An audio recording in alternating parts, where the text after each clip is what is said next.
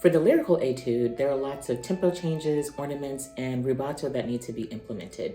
But before we can do that, we have to make sure that we can count everything correctly and accurately with the metronome. So I'm going to take you through some of those measures. Let's take a look at measure 1. There's an ornament in there. Some of you may already know what it is. It's the sideways S. It's called a turn. And a turn consists of 4 notes. What you're going to do is you're going to go one neighbor above the E, which is the first note in the measure, the note right before the turn, which would take us to an F. Then you go back to the E, that's our second note. Then you go down a neighbor, which normally would be a D. But if you take a look, there's a little accidental one in there. There's a sharp sign. So that's telling us that we have to play a D sharp. If it were above the turn signal, that would mean that you would do that with the upper note. So we've got F, E, D sharp, and then we return to E. Okay? Now, let's talk about how we're going to add this into our already written rhythm. First of all, we're going to subdivide the first measure. We're going to play all 16th notes. And if you're ever not sure what to subdivide when you're trying to figure out a rhythm or how to add an ornament, always look at your smallest value. Most of the time, that's going to give you a good gauge of what you need to be subdividing. So we're going to play all 16th notes, which would give me 6 E's, 3 A's, and then the remaining 16th notes. So this is the 8th note getting the beat, which means that I'll play 2 16th notes per click.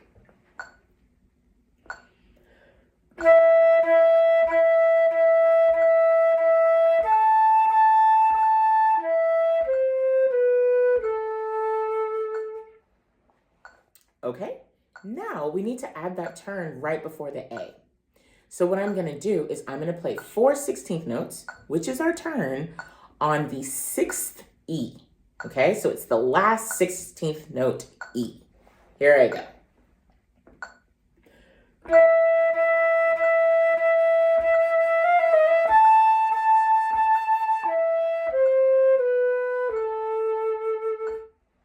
I'll do it one more time.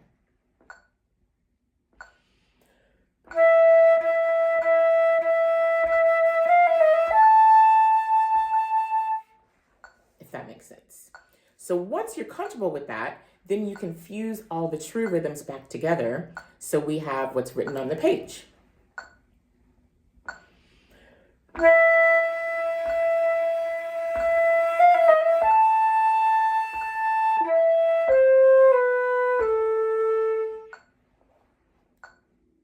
And that's how you play the turn. Now, moving on to measure 2, the rhythm is relatively simple, but we've got these grace notes. So how I like to teach grace notes, for the most part, there are always exceptions to the rule, is that you want your true rhythms to stay metronomically accurate, okay? So if we put the metronome back on the 8th note, oops, so we've got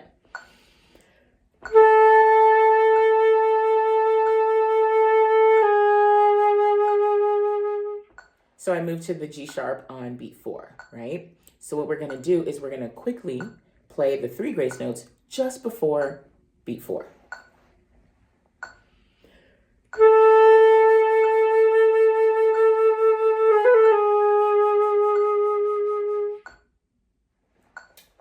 And that's how you add the grace notes. Now, measure 3, looking at it, looks very complicated. There's a lot going on, but I promise you, if you break it down, it can be very simple and easy to accomplish. First, we're just gonna work on the rhythm, okay? So, the 32nd note is our smallest value, so we're gonna play all 32nd notes. Because the metronome is on the 8th note, that means we play 4 notes per click, okay? So that is going to give me 8 A's.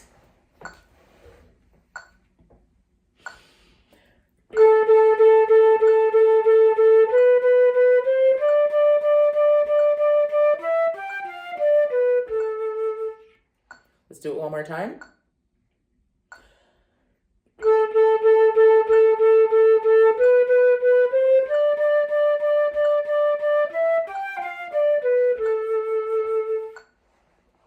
So that's our foundation, okay?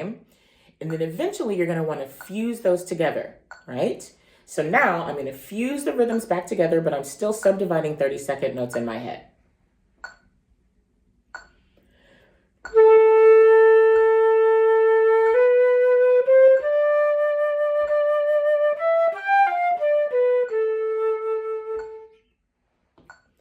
so now we've accomplished the rhythm.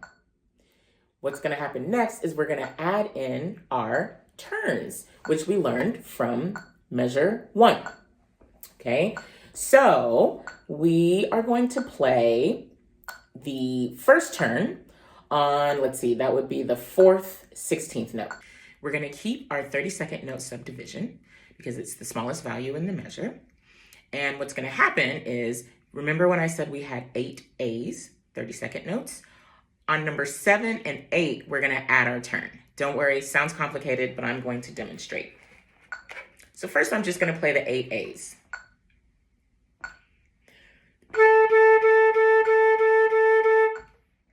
One, 2, 3, 4, 5, 6, 7, 8. Now, number 7 and 8 turn into our turn.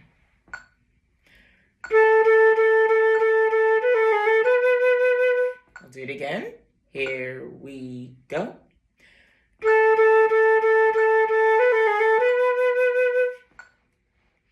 Okay, so that's the first one. The second one, notice that that's just an 8th note. So we're going to play, first I'm going to play 4 32nd notes for the D. Here I go. Here I go.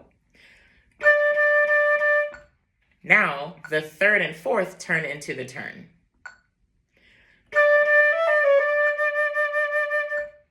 Notice that there's a D after the turn, okay? And the D is also the last note of our turn. So we're just gonna fuse those together kind of like a tie.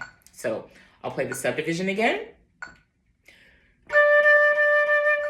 Now, and then I'm gonna add the turn. I lightly re-articulated the dotted 16th note D just so you can see where it falls, but you don't have to re-articulate it, okay? Now I'm gonna play the whole measure. I'll do once with the subdivisions, once without.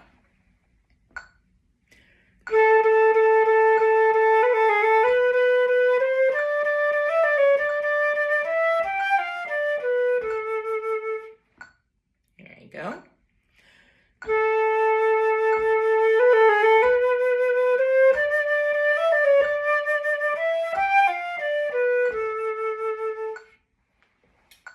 That's measure 3. In measure 5, we're introducing a new rhythm, which is that 32nd triplet. It falls on the 4th 32nd note of the E. So first, I'm going to play, again, our 32nd note subdivisions so you can hear. I'm going to leave out the triplet this time. I'm just going to play 4 32nd notes for little beat 3.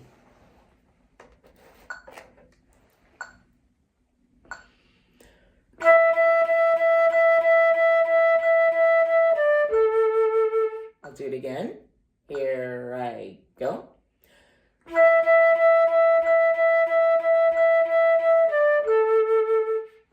Now, where I played the D turns into a triplet, okay?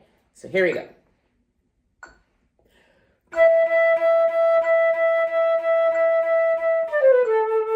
Again.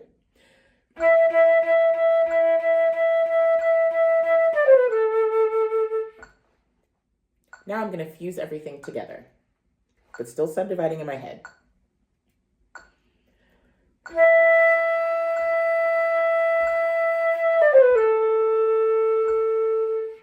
Measure 6, you've got a duple subdivision in the first half of the measure and a triplet subdivision in the second half of the measure. So I'm going to walk you through the second half of the measure.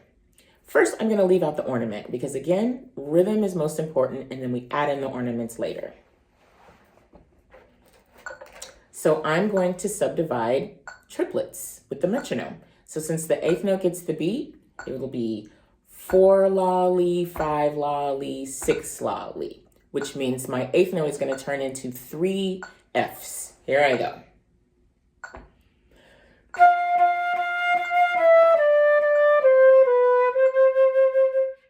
There's my subdivision, okay? Now I'm going to fuse everything together without the grace note.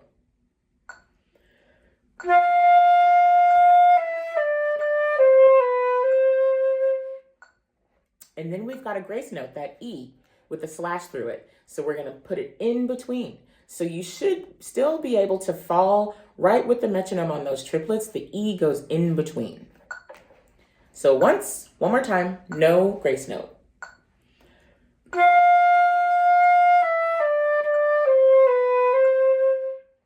Now with the grace note.